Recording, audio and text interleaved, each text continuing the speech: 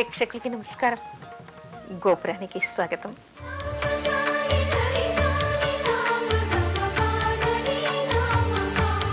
తొలి ఏకాదశి విశేషం ఏమిటి? తొలి ఏకాదశి అనేటువంటిది మనకి ఆషాఢ శుద్ధ ఏకాదశిని తొలి ఏకాదశిగా చెప్తారు. దీన్నే ప్రథమ ఏకాదశి అని, శయన ఏకాదశి అని కూడా అంటూ ఉంటారు. అయితే మనకి సంవత్సరంలో 24 ఏకాదశులు ఉంటాయి. అంటే ప్రతి నెల శుద్ధంలో ఒక ఏకాదశి, బహుళంలో ఒక ఏకాదశి వస్తుంది. వేరేసి ఈ సంవత్సరంలో 24 ఏకాదశులు వస్తాయి. ఒకవేళ ఏదైనా ఒక సంవత్సరం మనకి అధిక మాసం ఉందనుకోండి, 26 ఏకాదశులు వస్తాయి. అయితే ఒక సంవత్సరంలో మనకి 26 ఏకాదశులు ఉండగా ఈ ఆషాఢ శుద్ధ ఏకాదశిని తొలి ఏకాదశిగా ఎందుకు అంటారు అనేటువంటి సందేహం రావచ్చు.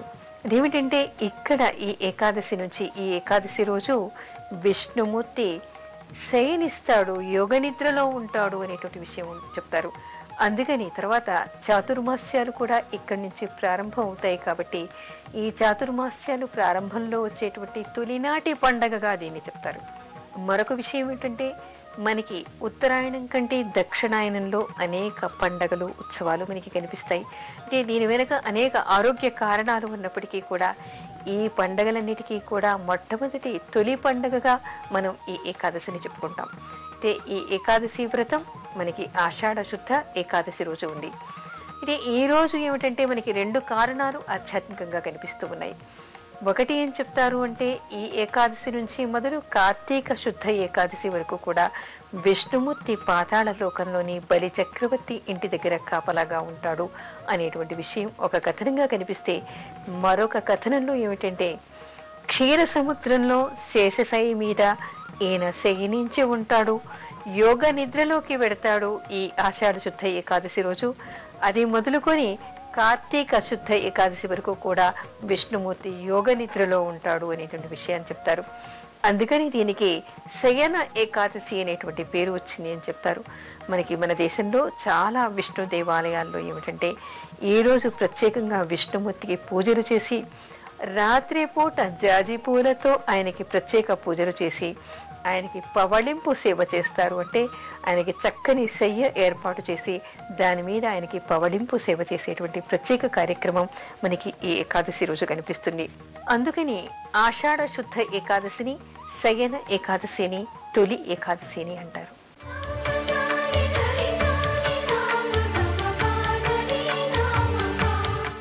ఏకాదశి వ్రతాన్ని ఎందుకు చెయ్యాలి, ఏకాదశి వ్రతం చెయ్యాలి అని చెప్పేసి మనకి ఆధ్యాత్మిక గ్రంథాలు, పురాణాలు, వేదాలు అన్నీ చెప్తూ ఉన్నాయి. ఎందుకు అంటే స్థితికారకుడైనటువంటి విష్ణుమూర్తిని అర్చించడానికి విశేషమైనటువంటి రోజుగా చెప్తారు.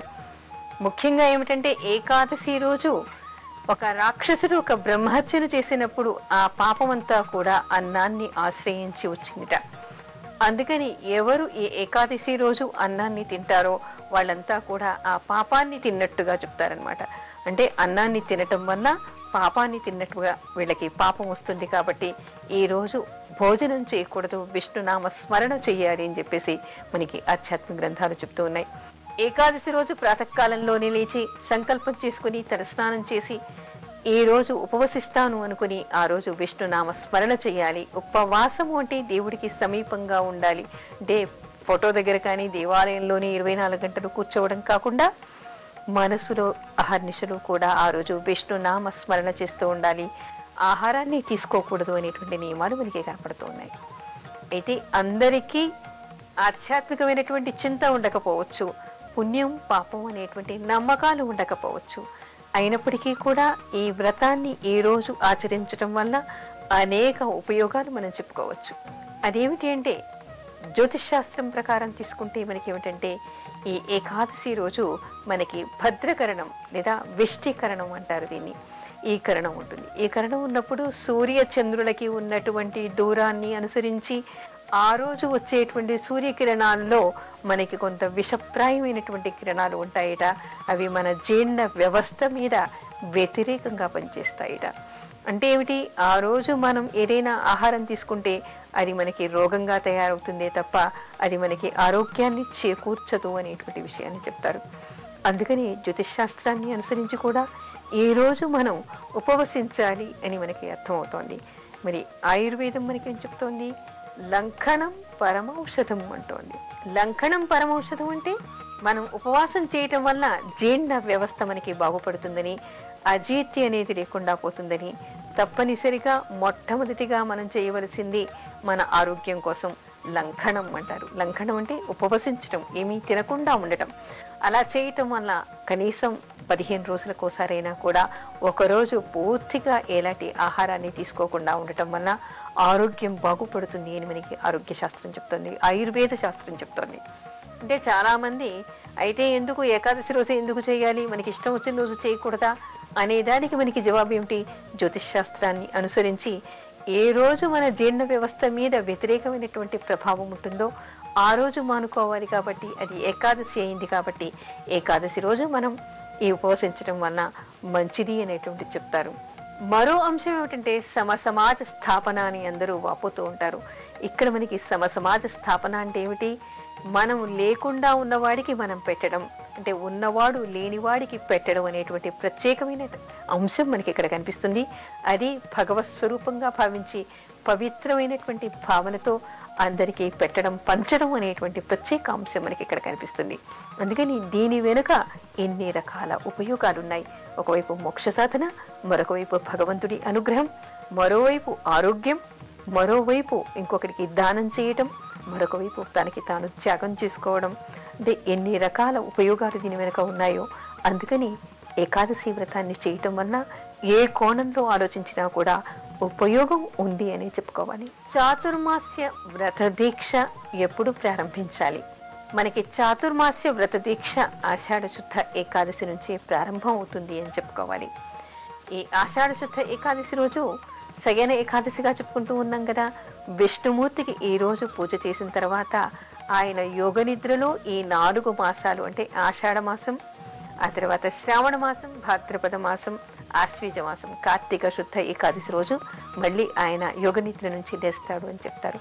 అందుకని ఆయన యోగ నిద్రలో ఉన్నంత కాలం కూడా యతులు, యోగులు అందరూ కూడా ఈ చాతుర్మాస్యాలు అంటే ఈ 4 నెలలు కూడా, అంటే విష్ణుమూర్తి యోగ నిద్ర నుంచి బయటికి వచ్చే వరకు కూడా వీళ్ళు ఒక వ్రత దీక్షగా ఈ 4 మాసాలు చాతుర్మాస్య దీక్షని వహిస్తారు. అయితే ఈ దీక్షలో చేయవలసింది ఏమిటి, నియమాలు ఏమిటి అంటే, మామూలుగా అయితే ఏమిటి, సన్యాసులంతా కూడా ఈ రోజు ఈ ఊరిలో ఉంటే మరో రోజు అదే ఊరిలో ఉండకూడదు అని ఎప్పుడూ కూడా వాళ్ళు సంచారం చేస్తూ ఉండాలి అంటారు. అంటే ఎక్కడో ఒక దగ్గర తిరుగుతూ ఉండాలి అనేటువంటి నియమం వాళ్ళకి కనిపిస్తుంది. కానీ ఎప్పుడైతే ఈ చాతుర్మాస్యాలు వచ్చాయో అప్పుడు సన్యాసులే కానీ, లేదా సిద్ధులే కానీ, యోగులే కానీ, గృహస్థులే కానీ ఎవరైనా సరే ఈ చాతుర్మాస్య దీక్ష చేస్తున్నారు అంటే ఈ 4 మాసాలు కూడా వాళ్ళు ఒకే దగ్గర ఉండాలని, అక్కడి నుంచి ఎక్కడికి వెళ్ళకూడదు అనేటువంటి నియమం కూడా మనకి ఇందులో కనిపిస్తోంది. అయితే ఈ సన్యాసులంతా ఒకే దగ్గర ఉన్నప్పుడు, వాళ్ళు దీక్ష చేసినప్పుడు వాళ్ళకి గృహస్థులంతా కూడా సహకరించాలి. ఆ చుట్టుపక్కల ఉన్నటువంటి గృహస్థులంతా కూడా వాళ్ళకి సహకరించి సహాయం చేయాలి అనేటువంటి నియమం కూడా మనకి ఆధ్యాత్మిక గ్రంథాలు చెప్తూ ఉన్నాయి. అయితే గృహస్థులు చేసినప్పుడు ఏ విధంగా చేయాలి, ఈ సన్యాసులు చేసినప్పుడు ఎలా చేయాలి అనే దానికి కూడా నియమాలు ఉన్నాయి. సన్యాసులకైతే ఎలాగో వాళ్ళు సన్యాసులే కాబట్టి ఈ 4 నెలలు కూడా వాళ్ళు ఏకభుక్తం చేయడం, ఆ తర్వాత విష్ణునామ స్మరణ చేస్తూ కూడా వాళ్ళు ఈ 4 మాసాలు గడిపిస్తారు. అయితే ఈ 4 మాసాలు వాళ్ళు ఎక్కడికి కదలకుండా ఉన్న చోటే ఉండి ఏదో ఒక ప్రదేశం ఏర్పరచుకుని ఆ 4 నెలలు ఉంటారు. అయితే గృహస్థులకి కూడా కొన్ని నియమాలు ఉన్నాయి. ఎవరైతే నియమస్తులైనటువంటి గృహస్థులు ఈ వ్రతాన్ని ప్రారంభిస్తారో వాళ్ళు కూడా ఒకే దగ్గర ఉండాలి. నిత్యం కూడా వాళ్ళు భూశయనం చేయాలి, బ్రహ్మచర్యం చేయాలి, విష్ణు అర్చన చేయాలి, భగవద్ ఆరాధన చేయాలి, ఏకభుక్తం చేయాలి అనేటువంటి నియమాలు మనకి ప్రత్యేకంగా కనిపిస్తూ ఉన్నాయి. ఇవే కాకుండా ఇక్కడ నిషేధించవలసినటువంటి కొన్ని విశేషాలు కూడా మనకి కనిపిస్తాయి. ఈ చాతుర్మాస్య దీక్షలో ఏమిటంటే తలకి నూనె రాచుకోవడం కానీ, తలంటూ అభ్యంగన స్నానాలు చేయటం కానీ చేయకూడదు. క్షవరం, మగవాళ్ళైతే క్షవరం చేయించుకోకూడదు. ఆ తర్వాత మరికొన్ని నియమాలు మనకి ఆహార పదార్థాలు తీసుకోవడంలో కూడా కనిపిస్తూ ఉన్నాయి. అదేమిటంటే వీళ్ళు గుమ్మడికాయ తినకూడదు, సోరకాయ తినకూడదు, బీరకాయ తినకూడదు, మునక్కాయ తినకూడదు, వంకాయ తినకూడదు, నేతి బీరకాయ తినకూడదు అనేటువంటి నియమాలు కూడా ఉన్నాయి. కాకపోతే మాంసాహారాన్ని కానీ, వెల్లి ఉల్లి కానీ ఎవరు ఎలాంటి పర్వటి రోజు వచ్చినా అందరూ నిషేధిస్తారు. అయినప్పటికీ ఇవి అలాంటివి కానప్పటికీ కూడా ఇలాంటి కూరగాయలన్నింటినీ కూడా నిషేధంగా పాటించి ఈ వ్రత దీక్షలో అలాంటి వాటిని తినకూడదు అనేటువంటి నియమం కూడా మనకి ప్రత్యేకంగా కనిపిస్తోంది. అయితే దీన్ని ఎందుకు అనడానికి కారణం ఏమిటంటే కొన్ని కూరగాయల్లో అంటే వస్తు గుణాల్ని తీసుకున్నప్పుడు ఇక్కడ ఈ వస్తు గుణాల్లో వీళ్ళకి కూడా శరీరంలో కొన్ని మార్పుల్ని తెచ్చేటువంటిది, హార్మోన్స్లో కొన్ని మార్పులు తెచ్చేటువంటిది, వీర్య వృద్ధి చేసేటువంటిది, వీర్యాన్ని చల్లబరిచేటువంటి అనేక గుణాలు ఈ కూరగాయల్లో ఉన్నాయి. కాబట్టి వ్రతదీక్ష అనేటువంటిది ఏమిటంటే ఇక్కడ కామ, క్రోధ, లోభ, మోహ, మదమాశ్చర్యాలన్నింటినీ కూడా త్యజించి పక్కన పెట్టి తపోదీక్షలాగా విష్ణుమూర్తిని అర్చించాలి అనేటువంటి నియమం కనపడుతోంది. కాబట్టి అలా శారీరకంగా ఆరోగ్యంలో ప్రేరేపించేటువంటి గుణాలు ఉన్నటువంటివి ఏవైతే మనకి లోపల అలాంటి వస్తువుల వలన వచ్చేటువంటి గుణాన్ని ప్రేరేపిస్తుందో అలాంటి గుణాలు ఉన్నటువంటి వస్తువులన్నింటినీ కూడా నిషేధించాలి అని చెప్పేసి మనకి శాస్త్రం చెప్తోంది. కాబట్టి ఇలాంటి ఆహారాల్ని వండి తినకుండా ఏకభుక్తం చేస్తూ సాత్వికాహారం తీసుకుంటూ తర్వాత భూసేనం చేస్తూ భగవతారాధన చేయాలి ఈ 4 నెలలు అనేటువంటి నియమాన్ని చెప్తారు. ఈ చాతుర్మాస్యాలు ఎవరైనా సరే మామూలుగా ఆషాఢ శుద్ధ ఏకాదశి నుంచి మొదలు పెట్టాలి. వీలు కానటువంటి వాళ్ళు ఈ మాసంలో వచ్చేటువంటి మాస సంక్రాంతి రోజు ప్రారంభించవచ్చు. అది కూడా వీలు కానటువంటి వాళ్ళు దక్షిణాయన పుణ్యకాలంలో మొదలు పెట్టవచ్చు అని చెప్తారు. ఎవరు ఈ 3 కాలాల్లో ఎప్పుడు మొదలుపెట్టినప్పటికీ అందరికీ మాత్రం సమాప్త దినం మాత్రం కార్తీక శుద్ధ ద్వాదశి రోజు ఇది సమాప్తమవుతుంది అనేటువంటి విషయాన్ని చెప్తారు. ఈ విధంగా చాతుర్మాస్య దీక్ష చేయాలి అని మనకి ఆధ్యాత్మిక గ్రంథాలు చెప్తూ ఉన్నాయి.